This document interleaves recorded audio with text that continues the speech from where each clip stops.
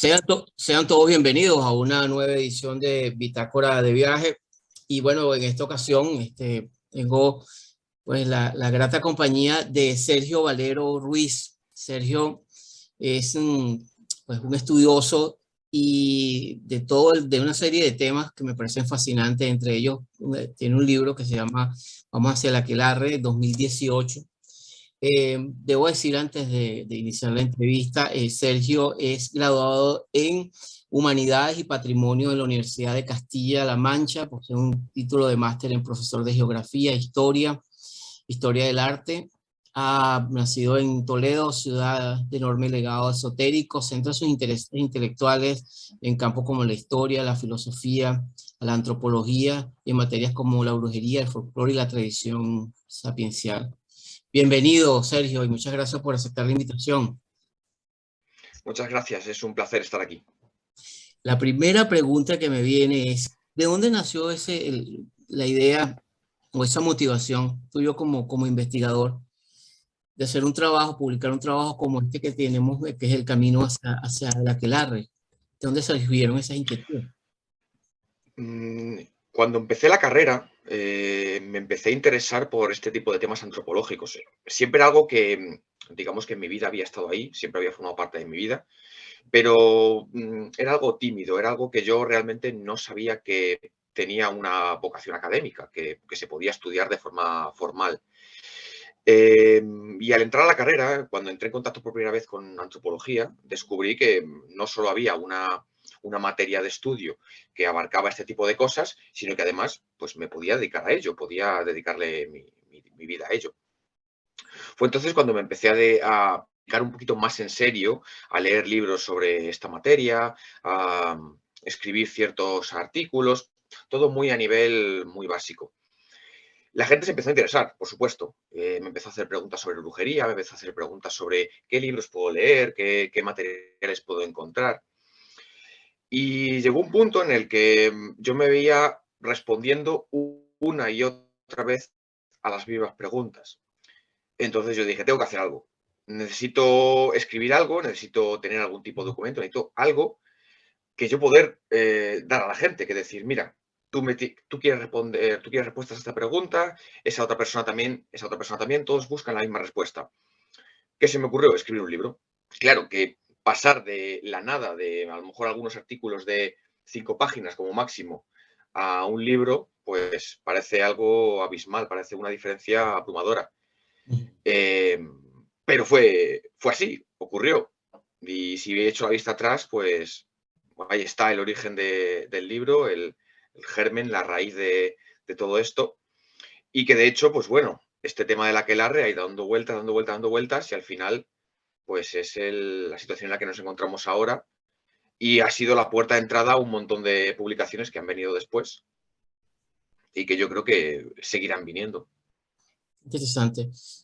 En tu libro, tú haces un viaje, me parece fascinante, y nos llevas desde la prehistoria y vamos pasando por la edad antigua, pasamos por el medioevo, el renacimiento y la época moderna. Y ahí surge una pregunta que es casi que es un ABC para los que no han leído el libro, pero que me parece que es fundacional para conversar esto contigo. O sea, ¿cuál es la diferencia entre brujería y magia?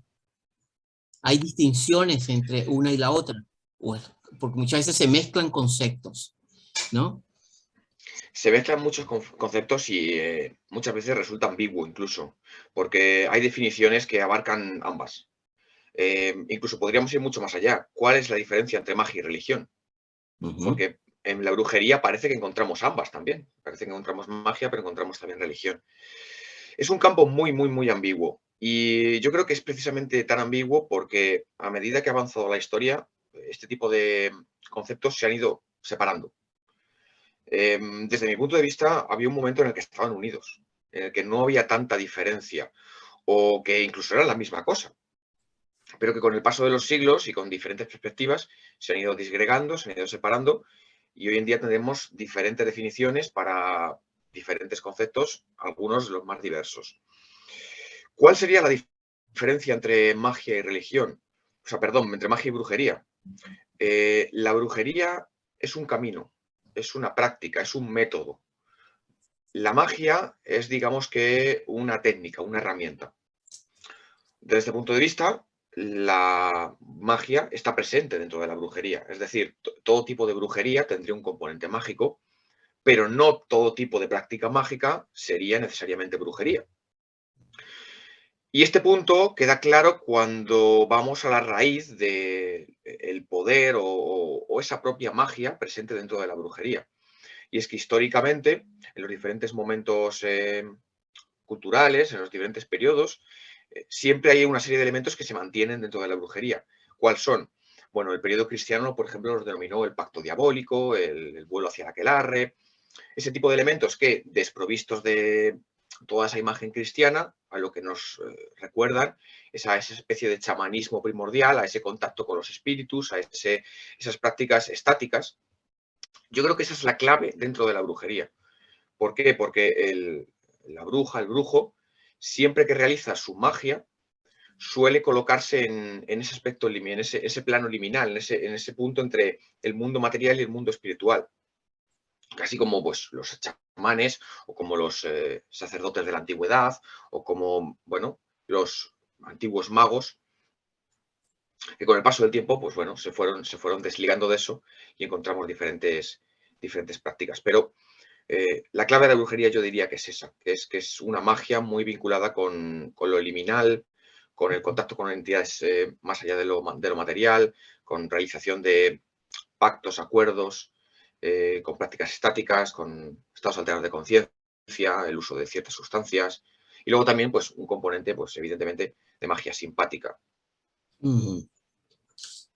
En eso y en esa medida, eh, tú tocas un tema que me pareció muy interesante, que es el aquelarre, ¿no? Donde hablas del tema Sí, del desarrollo del aquelarre, el aquelarre también como metáfora, y eso es. el aquelarre como metáfora de un viaje. También haces una relación que me pareció muy interesante entre el camino del brujo, la brujería y el viaje del héroe de Joseph Campbell. Eso es. ¿Podrías ampliarnos un poco eso?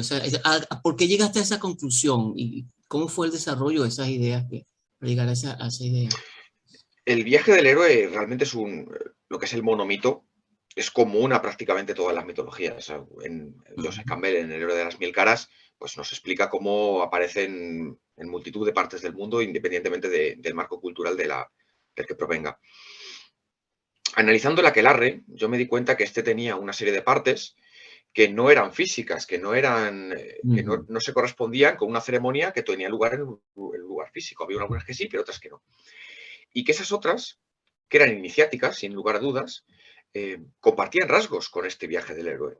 Entonces, si yo me dediqué a hacer una comparación entre la brujería y el chamanismo, que ujú. se remonta al principio de los tiempos, y tenía elementos en común, incluso estaban vinculados, ¿por qué no iba a estar vinculado también con esta práctica de este viaje del héroe metafísico, este viaje simbólico, iniciático, hacia eso a lo que alcanza el héroe, que es la trascendencia?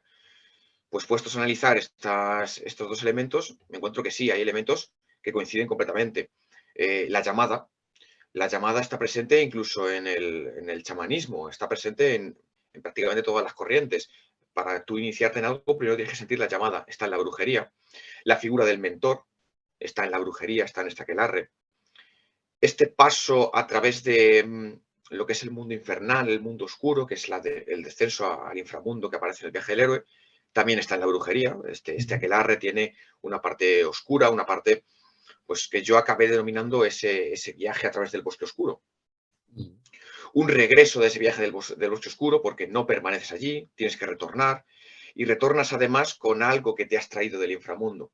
En el viaje del héroe, por ejemplo, eso que se trae del inframundo suele ser el secreto de la vida, la inmortalidad, la fruta prohibida, en fin, una serie de cosas que en el caso de la brujería, pues son esos secretos que según el folclore y las leyendas, pues te da el demonio en ese bosque oscuro, que son secretos para curar, secretos para matar, secretos incluso para volver a hacer viajes estáticos por tu propia cuenta, o sea, secretos de uso de plantas, secretos medicinales.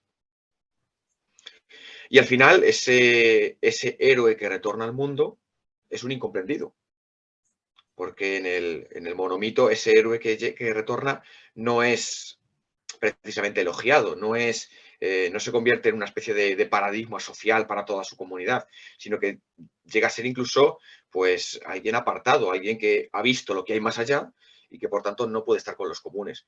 Es lo mismo que le pasa al brujo. Una vez que ya ha participado del aquelarre, una vez que ha comulgado con esos misterios y que conoce los secretos, no puede volver a ser el mismo. Ya ha sido iniciado. Lo que pasa es que en la historia de la brujería, pues ese desprecio hacia el brujo, pues ha tenido unas implicaciones pues mucho más crueles y sanguinarias que lo que podría ser un viaje del héroe mítico.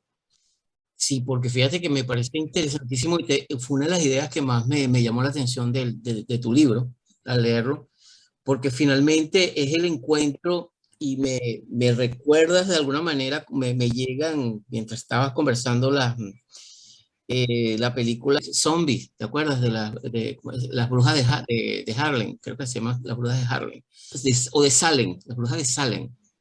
Sí, Sí, las brujas de Salem históricas. exactamente, exactamente, en esa película, porque al final el encuentro es con el diablo dentro de la cosmogonía y eso hace resonancia con la visión cosmogónica que nos ha dado la cristiandad, ¿no? Del oscuro y de todo lo que Eso implica, es. ¿no? Entonces es interesante porque cuando uno revisa el viaje del héroe, como tú muy bien precisas, estamos hablando muchas veces el enfoque hacia un héroe, por usar una palabra, que va hacia la luz. Pero en este viaje es un viaje de reverso, es desde el oscuro. ¿Sí? Eso es. Es muy interesante eso. Es muy Eso es, interesante. porque hay que tener en cuenta además que la vida son dualidades. Siempre vas a tener la dualidad luz y oscuridad. Entonces, en el mundo precristiano, en el mundo pagano, en el mundo antiguo, ambas realidades están unidas, forman parte de un mismo todo. Entonces se entiende que tú no puedes tener una sin la otra. Por tanto, Ujú. tú puedes llegar a esa trascendencia también a través de la oscuridad, te puedes empoderar a través de la oscuridad. El mundo antiguo está lleno de ejemplos de esto. El héroe que vence a la bestia, al monstruo, al dragón, al lobo, como lo quieras ver, no mata únicamente al lobo, sino que absorbe sus poderes de monstruo y de bestia y los incorpora para sí mismo. O sea, se empodera a través del oscuro. Sin Ujú. embargo, el ciclo cristiano lo que hace es marcar una separación entre esa dualidad. Quiere que no exista esa unión metafísica entre la luz y la oscuridad y Ujú. quedarse únicamente con la luz, haciendo que pues, todos los elementos oscuros, que hasta entonces forman parte de la realidad y de la cosmovisión metafísica del ser humano, pues queden apartados. Entonces eso queda reservado a lo diabólico, lo maligno, lo Ujú. demoníaco.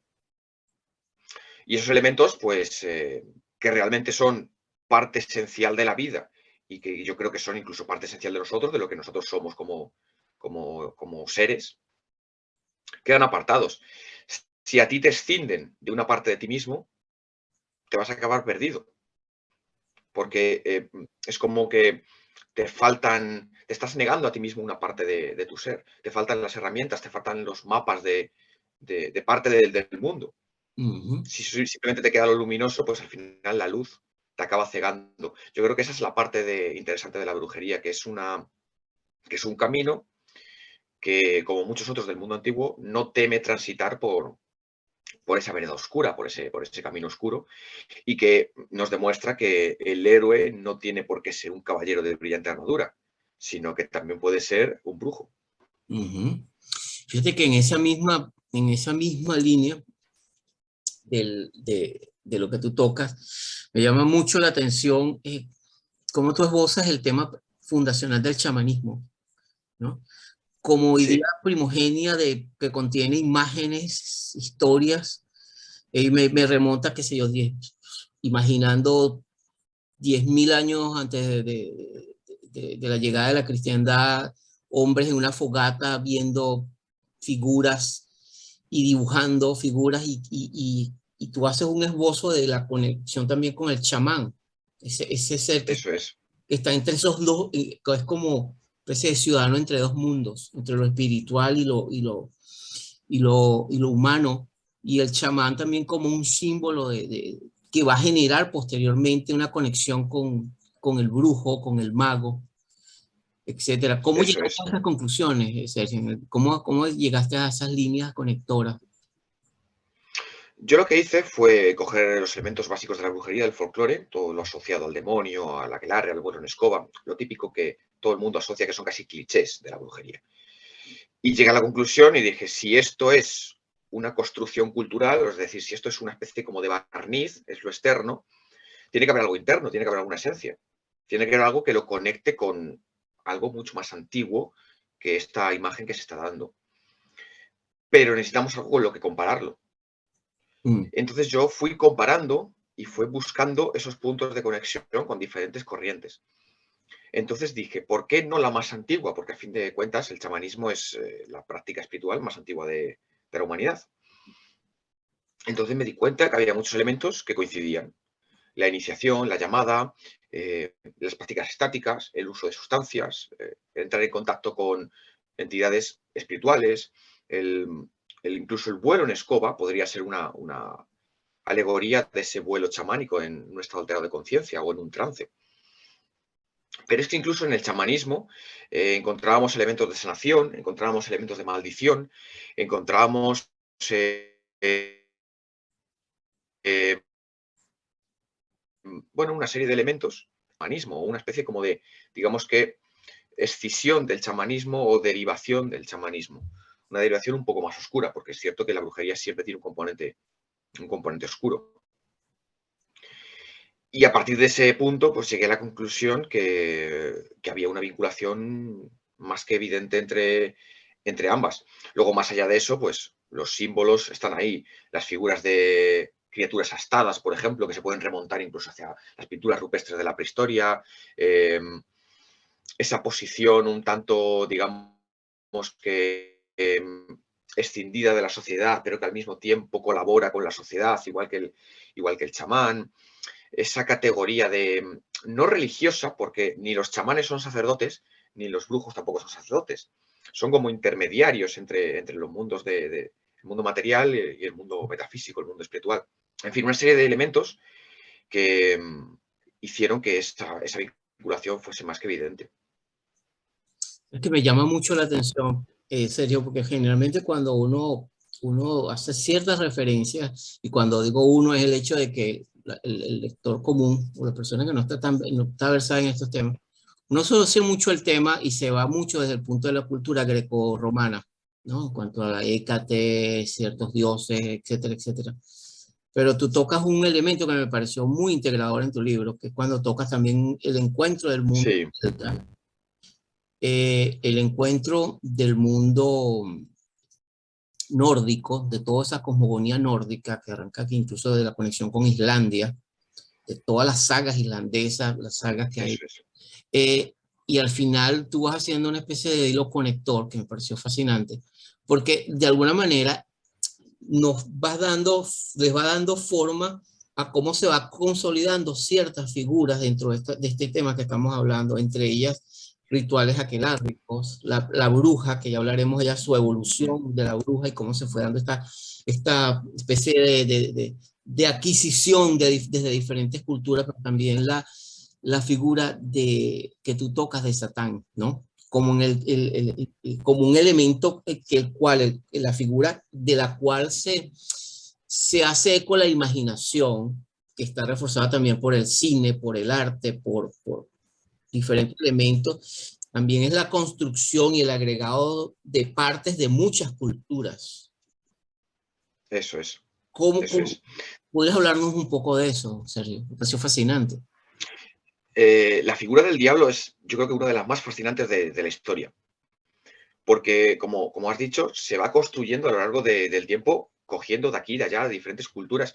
Si nos vamos a lo que es la mitología judio-cristiana, el diablo, Satanás, no tiene aspecto, no tiene aspecto material porque es un ángel. Los diablos, los demonios, fueron en origen ángeles y los ángeles son seres metafísicos, no tienen aspecto material, no tienen ni siquiera diferenciación de sexo, no son ni hombres ni mujeres. ¿Cómo llegamos de eso a esa imagen del demonio como una cabra con cuernos, pues ahí se han tenido que meter elementos culturales de diferentes marcos mitológicos, eso es evidente. Y del mismo modo que esa imagen que tenemos un poco en la tradición occidental de Dios como un señor mayor, barbado, sentado en un trono, no deja de ser otra cosa que la imagen del Zeus, gobernador del cosmos, sentado en su trono con su barba. El demonio, Satanás, también coge de esos elementos. Coge elementos, por ejemplo, de Pan, del dios griego Pan, que se representa con esos aspectos de macho cabrío. Coge, pero lo curioso de esto es que, por un lado, coge elementos estéticos, que es lo que podemos, por ejemplo, atribuir a Pan, pero por otro lado coge elementos simbólicos y metafísicos, porque el demonio, según es descrito en estas prácticas aquelárricas, sí, es un macho cabrío, sí, tiene un aspecto monstruoso, tiene un aspecto bestial, pero su forma de proceder y su forma de actuar nos recuerda a otros dioses que no tienen este aspecto. Por ejemplo, nos recuerda a Odín, en el mundo germánico, ya que lo has mencionado antes. ¿Por qué? Porque Odín en las sagas y en los mitos nórdicos es un maestro. Él es un mago, él transmite el conocimiento secreto de la magia, por ejemplo, a los guerreros para que se transformen en berserkers, lo que las sagas decían que podían transformarse en lobos y en osos. Eso es exactamente igual que lo que hace el demonio en el aquelarre.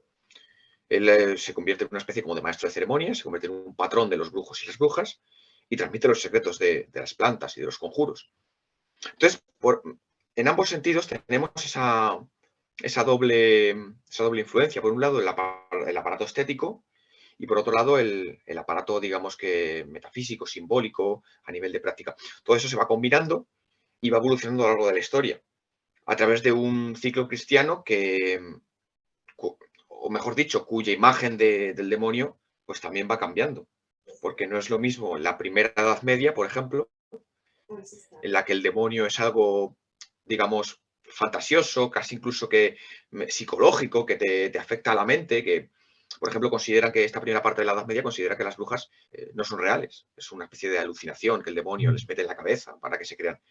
Y de ahí pasamos a una segunda parte de la Edad Media en la que el demonio es completamente real, los demonios pueden materializarse de forma corpórea, pueden tener incluso relaciones con seres humanos, pueden corromper la carne. Es una evolución brutal, es una revolución, pues la revolución que puede ir desde lo metafísico espiritual a lo material, a materializar el espíritu. Así que fíjate si puede ser un cambio brutal. Y en ese sentido, pues, como he dicho, van incorporando elementos de diferentes culturas. El arte y la estética se bebe de esos elementos y empieza a recrear esos aquelarres con esa figura del macho cabrío, como es descrita en los testimonios. Y luego, cuando llegue el cine y la cultura popular, pues evidentemente de dónde va a beber, del referente estético. Al final somos seres audiovisuales, eso es así. Entonces vamos a tirar de lo que es más evidente, que es la estética, lo externo. Sabes que hay una parte, recientemente el año pasado, estrenaron la película El Hombre del Norte, de este cineasta Robert Eggers, Sí. que es también el director de La Bruja. Así es. Precisamente es extraordinario cómo él representa. Cuando leía tu libro me ayudaba de las imágenes de la película, porque por lo menos representa de una manera, si uno entiende un poco de simbolismo, lo que pasaba allí, ¿no? Con Odín, ¿no? Como el señor de los hechiceros, el dios de los hechiceros también, ¿no? De los magos. La presencia de los chamánicos, el cuervo, y la presencia de la transformación a través de rituales para transformar los guerreros y impregnarse del espíritu del lobo, del oso, depende del contexto donde se está moviendo la historia. Sin embargo, también me remonta un poco en todo lo que estás comentando, también al otro de los personajes más perseguidos y vilipendiados desde el medioevo, que es la bruja. Y ahí en tu libro tú haces una reflexión muy interesante, haces una integración también de varios elementos antropológicos. Y me llama la atención que tú dices, creo que lo tengo acá anotado incluso, que básicamente a pesar de los cambios cosméticos que se ha dado a lo largo, la esencia está allí, sigue intacta de alguna manera. Es decir, hay una transformación, sí, elementos, tal vez la bruja sexy o la bruja hechizada o qué sé yo, pero en esencia se mantienen los mismos elementos antropológicos. Eso es así. hay que eliminar siempre lo estético. Lo estético es muy poderoso, yo entiendo que es algo que llama mucho la atención, pero hay que eliminarlo. Si queremos ir a la raíz y encontrarlo, hay que eliminarlo. Si nosotros pensamos, le puedes preguntar a cualquier persona, ¿cómo es una bruja? La imagen estética de una bruja. ¿Qué te va a describir? El sombrero de punta.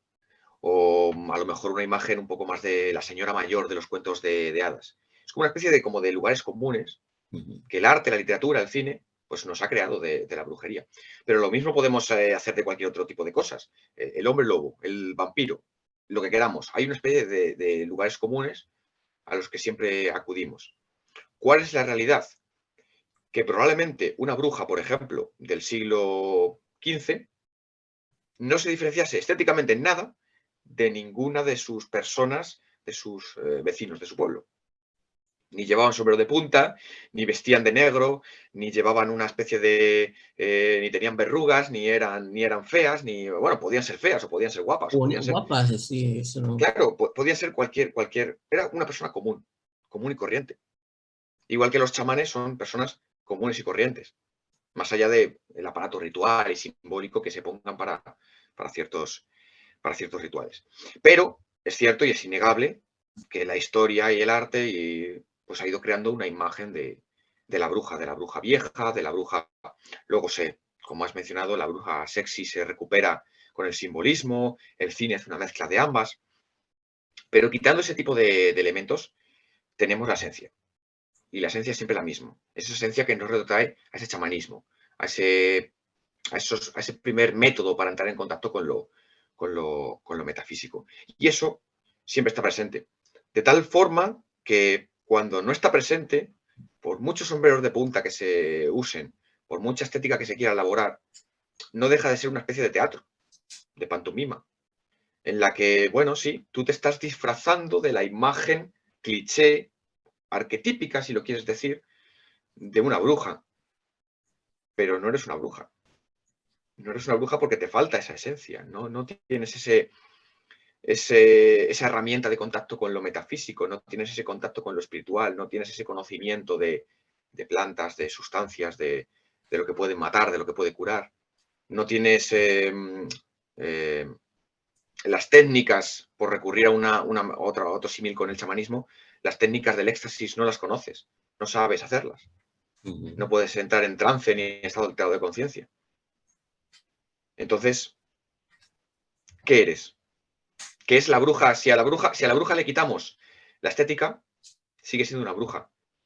Pero si dejamos la estética del sombrero de punta, la imagen estereotípica, y le quitamos estos elementos prácticos, no es nada. Es un personaje de ficción, un teatro. Que en esa misma línea tocas un aspecto que me parece muy interesante, ¿no?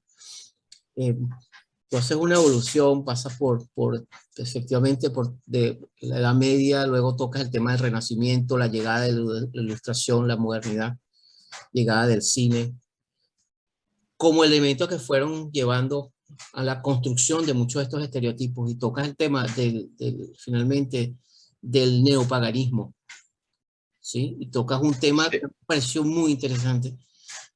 ¿Hasta qué punto estos movimientos modernos de neopaganismo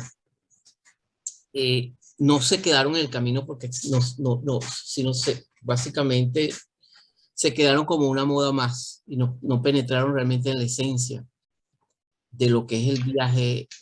Creo que es una de las tesis que tú sostienes, la falta del contexto. ¿Serio?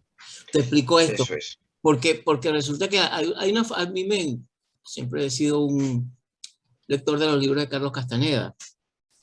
Y una frase que siempre me pareció magnífica del indio de Don Juan es cuando le dice a Carlos Castaneda, que él le dice que si van a seguir explorando con el peyote, y él le dice, no, Carlos, ya esa etapa terminó.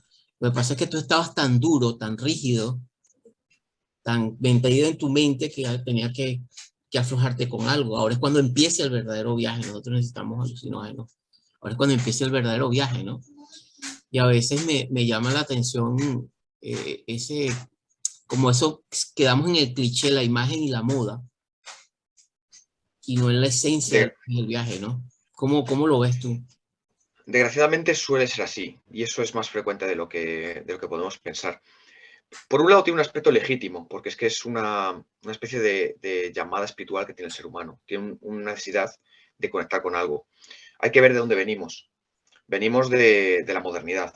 Venimos de un periodo en el que la industrialización, el desarrollo científico, el desarrollo tecnológico, todos esos elementos a lo largo del siglo XIX, principios del XX, fueron desligando cada vez más al ser humano de ese aspecto espiritual. De tal modo que cuando llega encontrándonos en el siglo XX, el ser humano tiene una necesidad de conectar con algo. ¿Cuál es el problema? Que ese ser humano occidental, porque esto es principalmente un fenómeno occidental, ya que la modernidad, donde más fuerza tiene es en Occidente, ya no puede conectar con el cristianismo, que ha sido su religión durante los últimos siglos. ¿Por qué? Porque está totalmente desgastado. Necesita conectar con algo.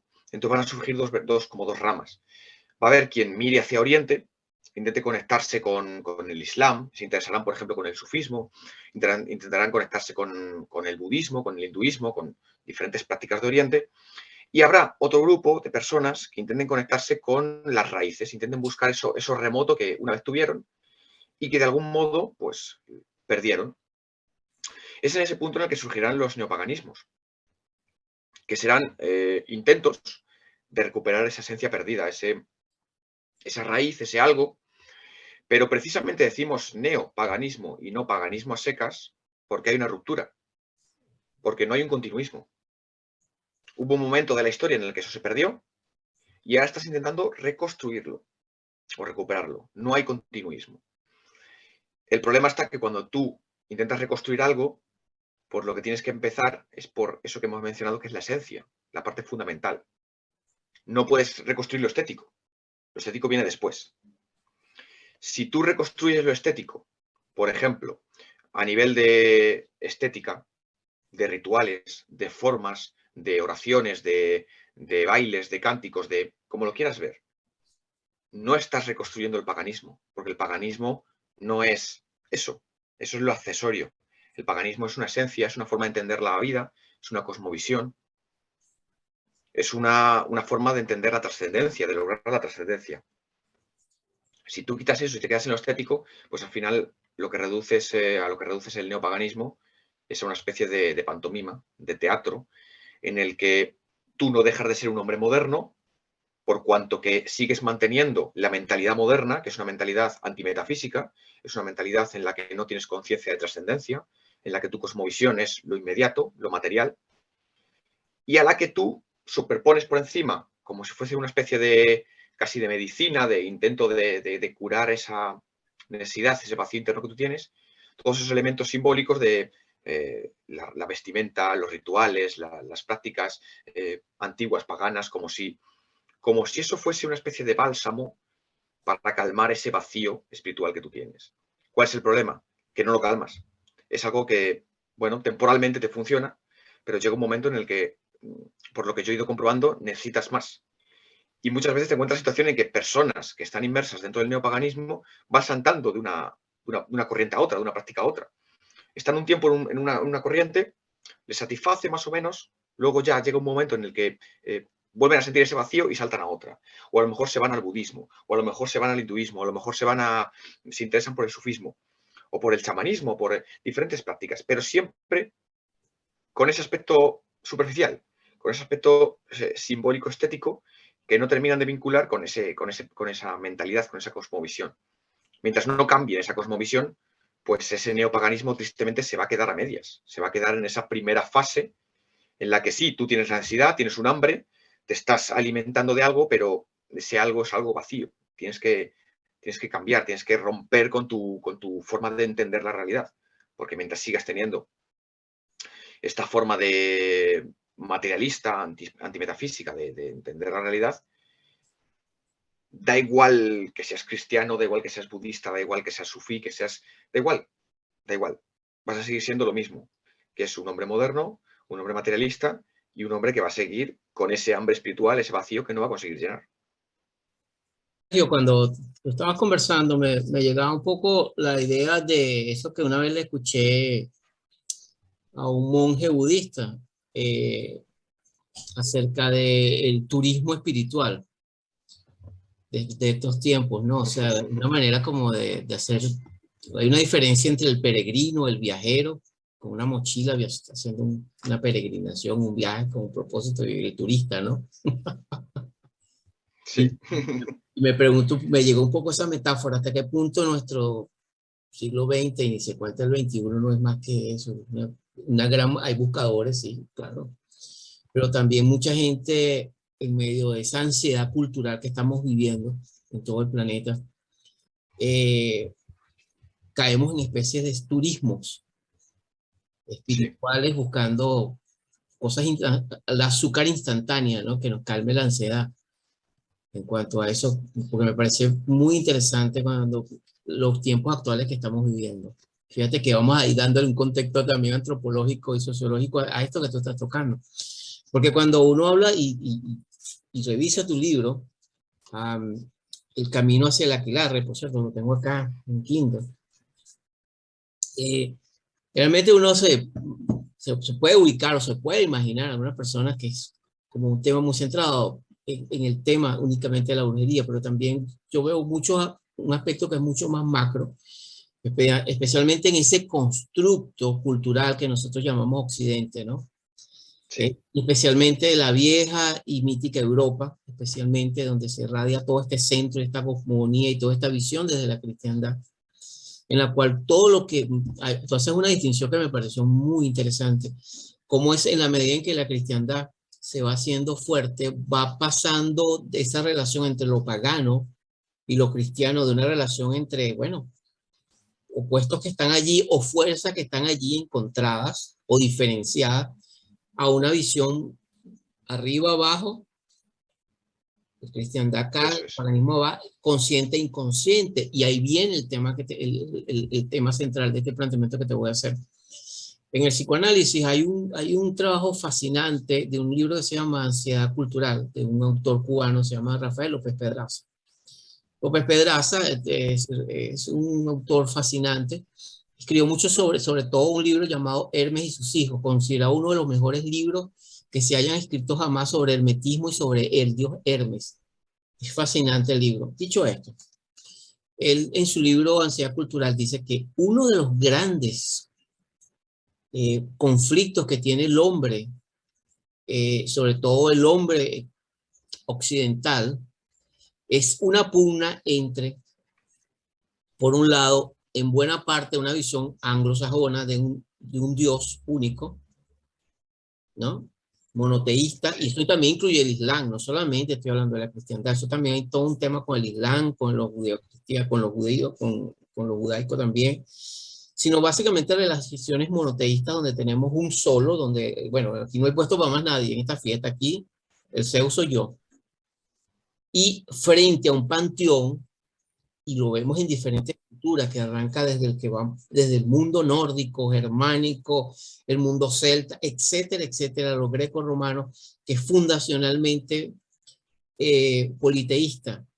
Y que ese choque entre ese inconsciente que tú me estás hablando, porque lo que me estás hablando es precisamente algo que me parece fascinante, que no está en la superficie, está profundo, sigue profundo allí.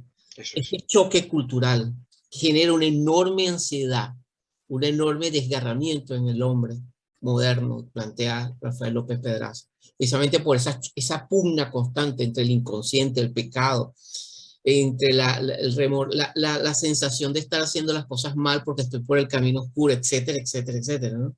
Y creo que por ahí es donde van las cosas. ¿Cómo lo miras tú? Yo creo que esto tiene que ver con la identidad del ser, porque lo que somos, a fin de cuentas, si nos vamos a cualquier tradición, desde Platón hasta la India, nuestra verdadera identidad no es ni nuestro país, ni nuestra cultura, ni siquiera la familia en la que nacemos, sino que es el ser, lo que llaman el ser auténtico. Este ser, si tú le alienas, si tú le quitas una parte de lo que es, por ejemplo, si tú extraes la espiritualidad del ser, lo pierdes, lo confundes. Vas a crear muchísima ansiedad, muchísimo caos. Y lo que es más curioso, vas a conseguir que esa persona no sepa cuál es la raíz de su problema, no sepa por qué se siente así de mal, o por qué tiene ese hambre, o por qué tiene esa necesidad de búsqueda. Eso, desgraciadamente, en Occidente ocurre muchísimo. pero forma parte de la propia situación a la que hemos llegado. Pero no lo veo tanto como un conflicto entre paganismo y cristianismo, sino como un conflicto entre dos grandes cosmovisiones, que son el mundo tradicional y el mundo moderno. Paganismo y cristianismo son ciclos diferentes, pero dentro de una misma cosmovisión, que es la cosmovisión tradicional, que es la cosmovisión según la cual la vida tiene un aspecto material, pero la materia no es únicamente la fundamentación de la realidad, sino que hay algo más allá, hay una trascendencia. Esa trascendencia puede ser el absoluto, el más allá, el otro mundo, el mundo de los espíritus. Puede adoptar muchas formas, pero siempre hay algo más allá. El mundo moderno, por el contrario, es antimetafísico. Te dice que no. Te dice que la realidad tiene un componente material y que ese componente material es la única fundamentación de la realidad y que, por tanto, nada más existe. Si tú como individuo, tu ser, tienes esas dos vertientes, la vertiente espiritual y la vertiente material, y te están diciendo que una de ellas no existe, que una de ellas, olvídate porque es una fantasía que se ha creado a lo largo de los siglos, vas a decir, bueno, ¿y ahora qué? Me siento perdido. Y encima no te vas a plantear el por qué estás perdido. Porque claro, esa parte espiritual ni siquiera la vas a valorar porque no existe.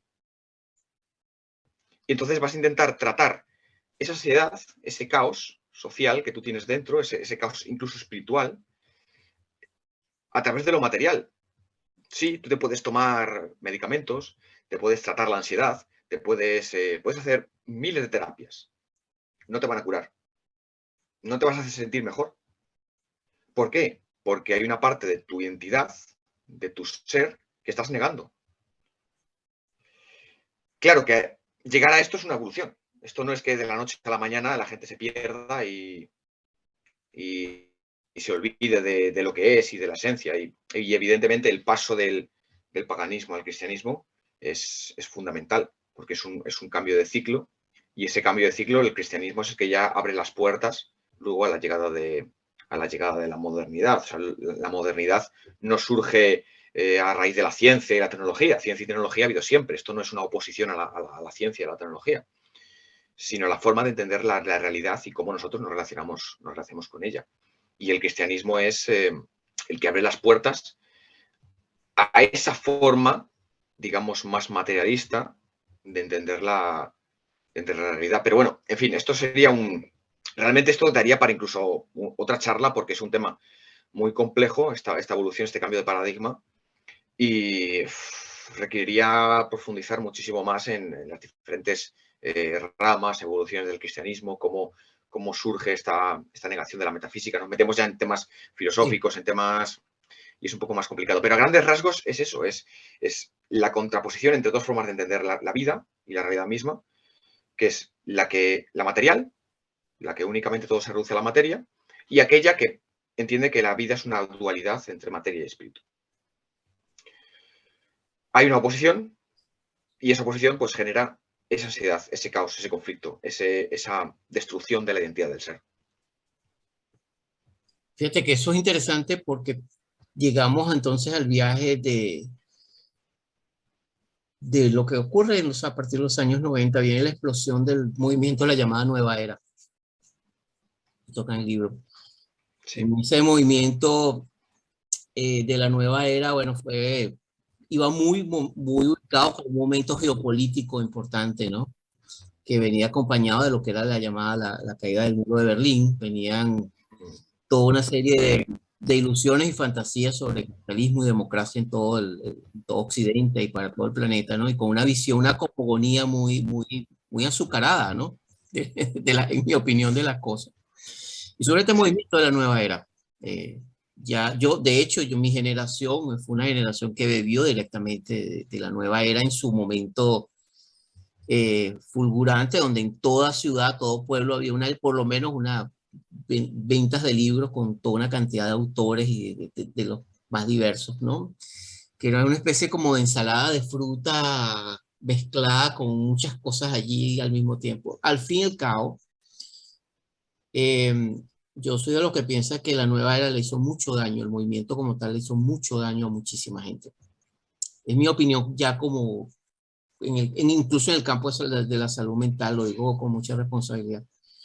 Y creo que se le hizo mucho daño porque una de las cosas que ocurre es que esboza lo que tú muy claramente estás diciendo, cuando tú al ser humano le cercenas una parte de su ser, y esa parte también es lo oscuro, y niegas la realidad, niegas el dolor, y entonces incluso lo lleva, que eso impacta, es increíble, porque también hay un movimiento dentro del campo de la psicología en la cual es casi que se persigue como las brujas en la Edad Media, toda emoción que tenga que ver con el dolor, la tristeza, la nostalgia, la rabia, casi que una persecución de brujas y como hoguera incorporada y todo, ¿no? Es serio la cosa.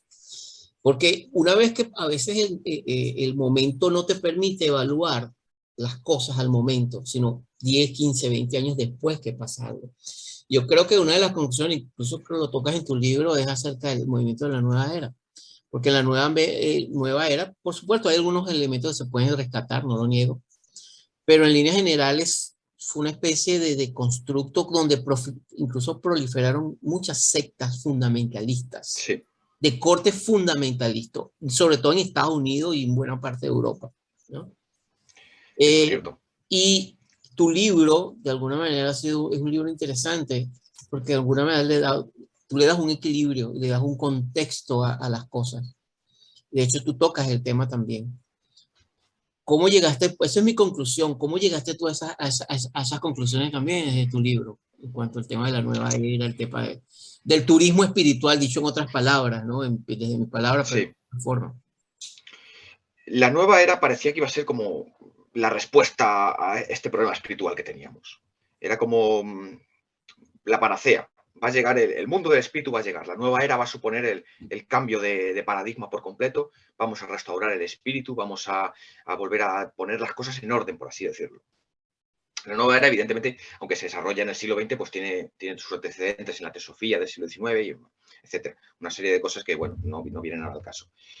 Pero que cuando explosiona de verdad, parece que va a salvar las almas de todo el mundo. Y parece que va a crear como una especie de religión universal, la religión universal que es válida para todo el mundo y que va a salvar todas las almas.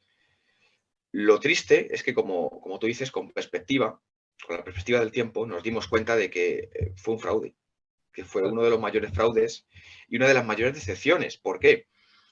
Porque yo creo que la intención era buena. La intención que lo fundamenta es buena. Pero si tú careces de los conocimientos, de las bases, no vas a poder recuperar nada.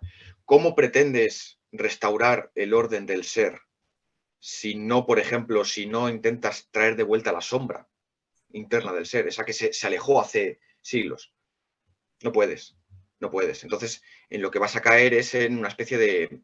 en antropología, por ejemplo, existe el concepto de el chamanismo de plástico, los chamanes de plástico, Sí. que son vinculados a la nueva era, todos estos elementos que, bueno, que intentan a nivel formal, a nivel estético, a nivel superficial, intentar sanar algo, pero que en el fondo no hay nada detrás. Es una estafa, es un engaño, te engañas a ti mismo. Y vinculado a todo esto, como tú dices, el turismo espiritual, que en el fondo no tiene ningún sentido. Hay un proverbio druídico que a mí me gusta mucho, que viene a decir algo así como, si tú viajas a Roma intentando encontrar algo que previamente no encuentras dentro de ti mismo, no vas a encontrar nada. Pues yo creo que esto se puede aplicar al turismo espiritual. Tú haces turismo espiritual, tú haces peregrinaciones en el sentido correcto de la palabra, cuando tú tienes algo dentro. Y ese algo que tú ya tienes dentro, buscas conectarlo con algo externo. Pero si tú no tienes nada dentro y haces turismo para encontrar algo externo y llenar ese vacío que tú tienes con algo externo, estás perdidísimo. No vas a encontrar nunca nada. Y no solo no vas a encontrar nunca nada, sino que además va a ser perjudicial. ¿Por qué? Porque vas a dañar y vas a corromper aquellos sitios en los que tú vayas, que es lo que pasó con el turismo espiritual. Un montón de culturas nativas se corrompieron por todo el tema del turismo, se creó una mala imagen de un montón de corrientes espirituales, proliferaron un montón de sectas donde antes había pues un conocimiento tradicional, en fin, una Charlatán. serie de charlatanes, muchísimo, un daño brutal. Yo coincido contigo, fue un daño brutal. Y no solo fue, sino que yo creo que lo podemos decir en presente, que lo sigue siendo. porque hay un montón de prácticas actualmente y de corrientes que siguen viviendo de eso y que siguen profanando culturas nativas y que siguen utilizando drogas fuera de contexto y que siguen creando imágenes alteradas de corrientes espirituales que son totalmente ajenas a la construcción que se intenta hacer modernamente de ellas. Y en mi libro lo trato precisamente porque afecta a la brujería, porque la brujería no le salva. No se salvó el budismo, ni el hinduismo, ni el chamanismo, ni los nativos americanos, no se salvó nadie. La Nadie. brujería tampoco. Entonces se intentó dar esta imagen de la brujería como algo romántico, algo, en lugar de intentar recuperar esa parte oscura que originalmente había tenido, lo que haces es beber de esa fuente cristiana a nivel filosófico, es decir, la fuente que elimina la sombra y se queda con lo luminoso, a la vez que intentas sobreponer por encima de esa construcción demoníaca que se hizo una especie de barniz romántico, de como si fuese una religión naturalista en la que, bueno, todos son felices, todos viven en una especie de naturaleza idílica en la que no ocurre dolor, no hay sufrimiento, no hay maldad, porque toda la maldad la inventa el cristianismo, porque en el fondo es que es una farsa. Es que todo esto son farsas, son el intento de intentar pasar la religión o la espiritualidad, mejor dicho, original, primordial, por el filtro de la New Age, es como intentar reducir la naturaleza a una especie de jardín seguro en el que todo es bonito, todo está controlado, todo es muy estético, pero no es natural, no es real, porque la naturaleza tiene dolor, tiene sufrimiento, en la naturaleza hay muerte, igual que hay vida. Y precisamente entender los ciclos de muerte y vida es lo que forma parte de la naturaleza. Entender que toda muerte, todo proceso de destrucción implica necesariamente un proceso de creación. Si tú eliminas eso, ¿qué te queda? Un jardín de plástico. Te queda, pues, como esa gente que pone plantas de plástico en su casa. Que tú dices, pero ¿esto para qué? Si es mentira y tú sabes que es mentira, ¿por qué lo pones? Simplemente porque queda bonito, porque es estético, porque... O como esa gente que se compra las típicas, esto que te venden como fuentes zen de agua o jardines zen en miniatura para hacer así con la arenita. Sí, sí, sí. Sí, sí, sí. Sabes que tú creo que evocas algo muy, muy esencial, Sergio, es que la vida es, hay un nacimiento, un desarrollo, un crecimiento, hay un paulatino regreso a través de, sencillamente de muerte y de desaparición. Es un ciclo de la vida, es el ciclo natural. Mm. Y fíjate que una de las cosas que en las culturas, sobre todo en nuestras culturas modernas, nos empeñamos es que queremos solamente ver el amanecer, nacimiento y desarrollo más rápido, más fuerte, más tecnología, más libros, más videos, más películas, etcétera, etcétera.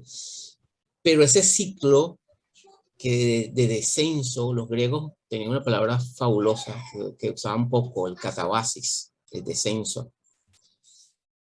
Porque solamente nos queremos quedar con el anasis, que es el ascenso, el anabasis, que es solamente ascendiendo, ascendiendo. No es casual y no es extraño que una parte importante de la población que solamente quiere ver la parte, el día y no la noche, que es la parte de la muerte, destrucción, los ciclos de desaparición, no es casual que esté peleada con la vida, porque No es para solamente nada quiere, casual. no es casual. Y eso es una explicación y es lo que, por ejemplo, yo encuentro en muchas partes donde he viajado. Porque tú ves que hay personas que en medio de las más ostentosas bienes materiales viven una vida desdichada completamente, ¿no? Y siempre colocando en la alfombra, no solamente individual a nivel familiar, sino a nivel como comunidades, como países, guarda, metiendo la basura en la alfombra, siempre en la alfombra, ¿no? Tapando las cosas y no tratando de mostrar lo que es y aprender de esa parte oscura, que yo creo que también es el esbozo de eso. Eso es. Y yo creo que eso explica mucho por qué las adicciones, en mi opinión, explica muchos problemas, sin simplificar en una sola causa, pero creo que es una mirada desde un punto de vista antropológico sociológico muy interesante. Sí que lo es. De hecho, es que, como tú dices, sin llegar a simplificar, porque hay un montón de causas y de matices, el tema de las adicciones está ahí porque no hay que olvidar que las drogas son todas medicina, todas. El problema es que la medicina es al mismo tiempo un veneno. Entonces, la persona que en el mundo moderno se vuelve adicta a una droga, busca en la sustancia algo, es porque quiere que esa sustancia sea una medicina. Lo que pasa es que lo que quiere curar no es físico. Y muchas veces ni siquiera sabe lo que quiere curar. Claro. Lo ignora, no lo sabe. Pero lo único que sabe es que al tomar cierta sustancia se siente bien durante un tiempo. Se consigue crear esa fantasía de que todo va bien, de que nada va mal. Esto me recuerda un poco a la historia de Buda. Buda, antes de llegar a ser Buda, cuando era un príncipe, él vivía alejado del mundo, vivía entre riquezas, vivía en el mundo material perfecto. Hasta que de pronto se da cuenta cómo es el mundo de verdad. Se da cuenta que en el mundo hay hambre, hay enfermedad, hay muerte, hay guerra. Y entonces, en el momento en el que tú eres consciente de la realidad en la que estás, ya no puedes volver a tu palacio ficticio de riquezas, de bienes materiales. ¿Por qué? Porque ya has visto el mundo tal cual es. Sabes cuál es la realidad. Es como el viaje del héroe. Una vez que has bajado al inframundo y has regresado, ya no eres el mismo. Porque ya lo has visto lo que hay. No puedes cambiarlo. Entonces, tienes dos opciones. O intentar seguir engañándote a ti mismo, intentar seguir viviendo en ese palacio ficticio de riquezas, de bienes materiales. Con lo cual, bueno, materialmente no vas a vivir mal, no vas a pasar hambre, pero no vas a ser feliz, no te vas a desarrollar como persona, no vas a morir, que es lo importante, diciendo, he tenido una vida plena, he llegado a, no sé, me he conquistado a mí mismo, he conquistado la trascendencia, he conquistado lo que sea. No vas a llegar ahí. Vas a morir miserable, completamente miserable. O puedes intentar hacer algo, sabiendo que el mundo es como es, sabiendo que la realidad tiene esa parte, puedes intentar hacer algo. ¿Cuál es el problema? Que la gran mayoría de personas, cuando intenta hacer algo, se pierde. Se pierde porque no hay herramientas, no hay.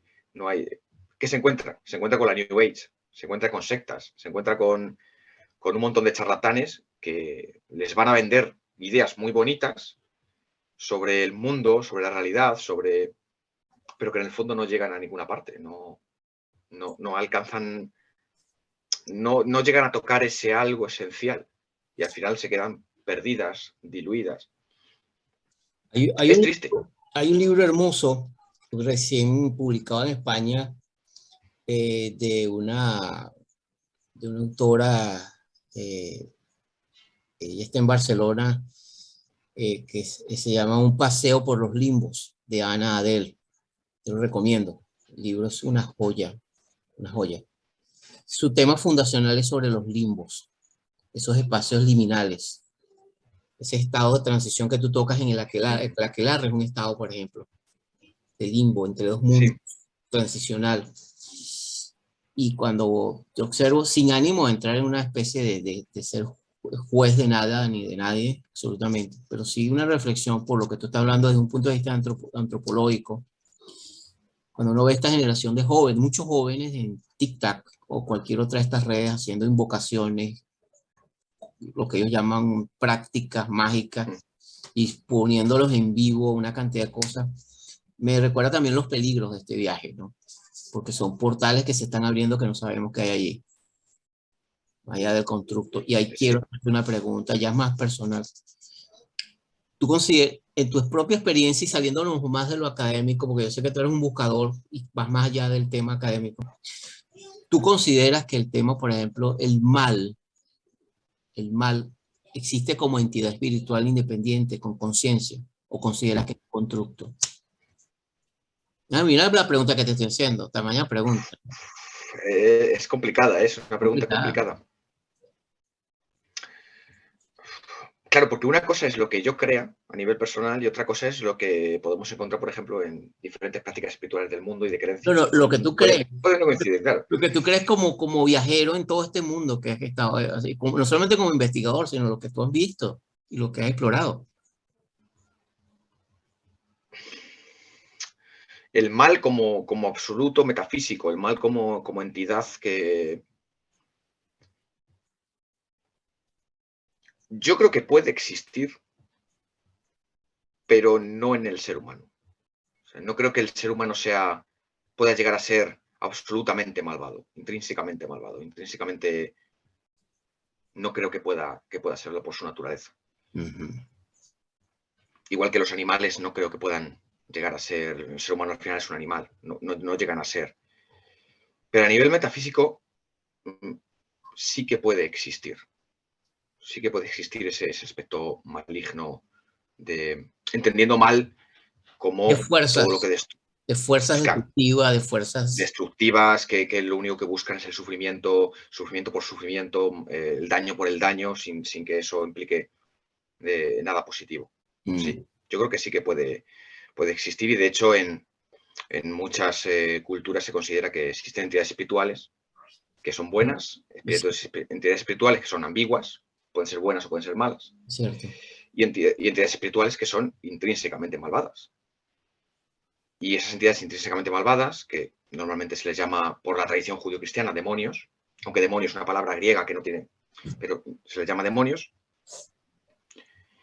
están ahí y causan daño. Yo personalmente no lo he vivido, no es algo que yo pueda hablar de experiencia, pero sí que he conocido personas que estaban plenamente seguras de que eso era así, y no solo eso, sino que estaban plenamente seguras de que estaban afectadas por un tipo de entidad de esta categoría, y se puede ser más escéptico o menos escéptico. Yo me considero una persona bastante escéptica, pero lo que no se puede negar es que en sus vidas pasaba algo, pasaban cosas, y esas cosas que pasaban no eran positivas para nada, en absoluto. Claro.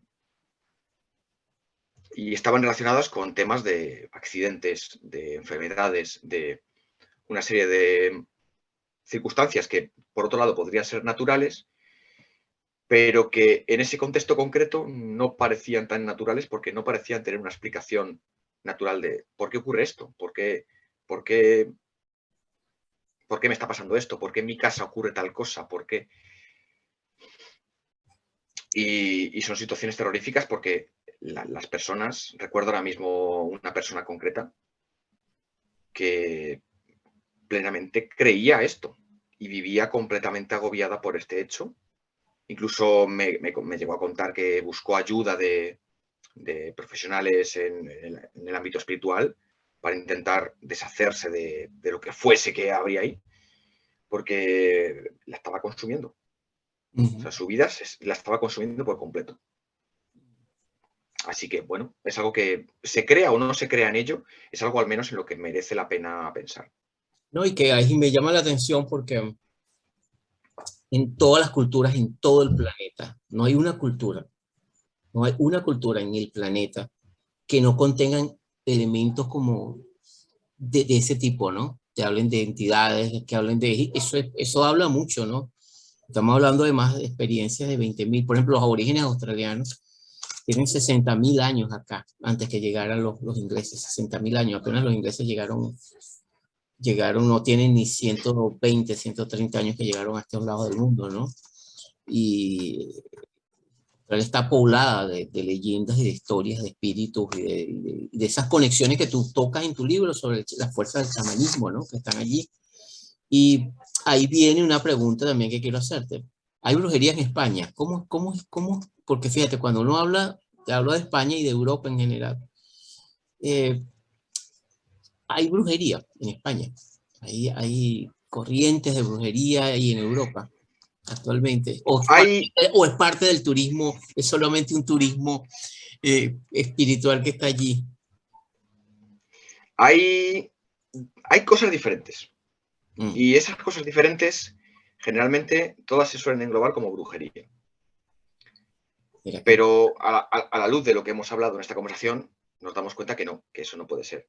Por ejemplo, nos encontramos museos, o en mi ciudad, por ejemplo, hay uno, museos de la brujería, en los que supuestamente aparecen artefactos relacionados con las brujas.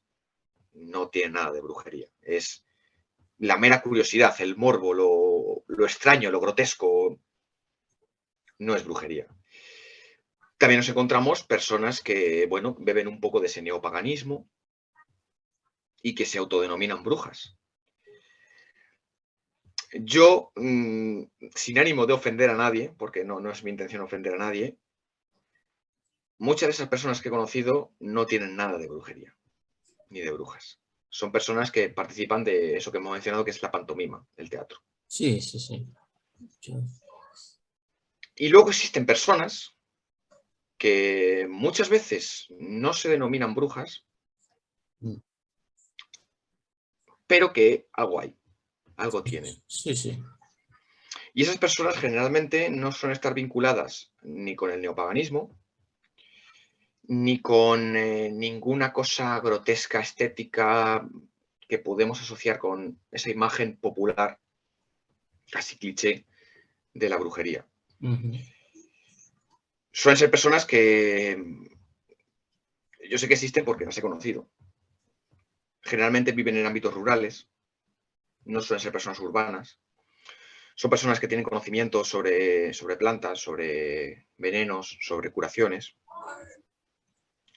Incluso son personas que dicen haber tenido contacto con entidades, como podemos encontrar en el chamanismo, como hemos mencionado en la brujería. Yo recuerdo un caso concreto.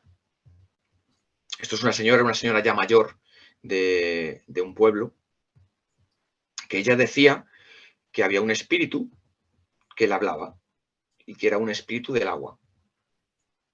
Claro, una señora de España, un país católico, que le hable un espíritu del agua, pues esto ya de por sí choca, porque normalmente aquí en este tipo de historias siempre suele ser o la Virgen, o un santo, o un ángel, o no un espíritu del agua. Esta señora dice que un espíritu del agua le hablaba. Y ese espíritu del agua le revelaba cosas. Y una de las cosas que le reveló fue que en un determinado lugar había una especie como de pozo del que emanaba agua. Entonces, esta señora fue a buscarlo, estaba subterráneo, estaba tapado, y al destaparlo, lo que se encontró fue una especie como de caverna de la que brotaba agua, había una especie como de manantial dentro y de la que brotaba agua. Y ella dice que ese lugar, por ejemplo, es un lugar como una especie de lugar sagrado, un lugar mágico, y que eso, ella no tenía ni idea de eso. Ella lo sabe porque se lo reveló ese espíritu. Qué casualidad, esto entra en contacto, por ejemplo, con lo que encontramos en el chamanismo. En el chamanismo muchas veces los chamanes te dicen, yo sé que estas plantas tienen este poder, yo sé que esto, pero yo esto no lo sé porque lo sé. Yo esto lo sé porque el espíritu me lo ha dicho. O muchas veces porque la propia planta me lo ha dicho. Es lo mismo que encontramos en la brujería. La bruja sabe lo que sabe, no porque lo haya leído en un libro, no porque lo haya estudiado, Sí. sino que primero porque hay un concepto que en antropología se llama el linaje, o sea, hay una cadena de transmisión de conocimiento de maestro a aprendiz, pero luego también hay una especie de fuente metafísica. Hay muchas cosas que las sabe porque las extrae de ese mundo metafísico. En las leyendas es porque el diablo se las dice, pero evidentemente el diablo no se manifiesta con forma de cabra, como aparece en las leyendas, y le dice al oído los secretos. Estamos hablando de una práctica estática, de un estado alterado de conciencia. Pues eso se da. Y se da en España y yo entiendo que se dará en otras partes de Europa. Pero es minoritario, porque la brujería siempre fue minoritaria. Ni es una religión, ni es un culto masivo, ni es algo de lo que participen muchas personas, ni es... no, ya te digo, la gran mayoría de veces que me he encontrado a personas que afirman que son brujas o que practican brujería, tristemente no lo son. Sí, No lo son. es un tema muy, muy, muy interesante y que bueno, que convoca mucho. Yo sigo pensando que a pesar de nuestro tecnológico siglo XXI y toda la inteligencia artificial y todas las cosas que se están dando, eh, incluso ya se habla de fábricas uterinas donde se colocan casi muy al estilo de Un Mundo Feliz ya de Adolf Huxley, ¿no? la mente del hombre sigue, el inconsciente sigue a flor de piel y los diablos, los demonios, los ángeles, los duendes y los magos, los brujos, siguen danzando en nuestra imaginación, pero también en nuestro inconsciente de manera muy poderosa, ¿no? Y yo creo que gran parte de lo que tenemos es que hemos perdido los rituales, las tradiciones en un buen sentido, en un sentido antropológico de la palabra, en contexto real y sentido. Yo creo que ahí perdimos mucho también de nuestra ecología, como creo que parte de lo que estamos viviendo. Por eso te agradezco mucho el tiempo, Sergio. Ha sido muy interesante poder leerte todas estas semanas y he estado haciendo anotaciones y espero obtenerte en otros programas para seguir conversando de estos temas. Sí, yo encantado, las veces que haga falta. Muchísimas, yo recomiendo el libro de Sergio, voy a colocarlo en el link del programa.